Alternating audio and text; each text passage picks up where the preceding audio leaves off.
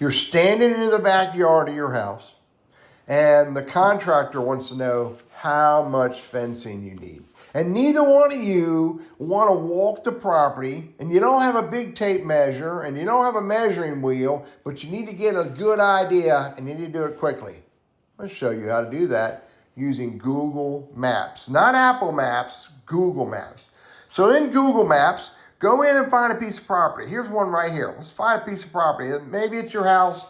In this case, it's not. And what you do, the very first thing you do is you hold your finger on the corner of the piece of property and you drop a pin.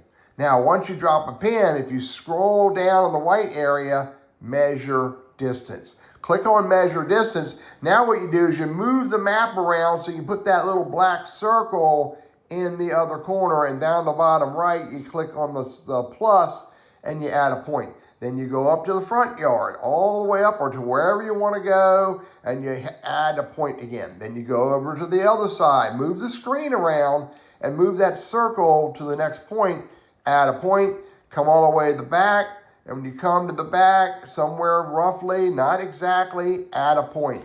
And now I've measured that the area around that piece of property is 367.454 feet.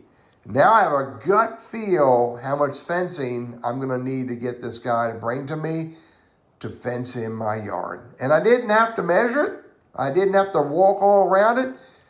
And I didn't need a big tape measure. Hey, I'm Teddy. I love Google Workspace and Gmail. And I saw this. I thought this could be useful to lots of people. Have a good day.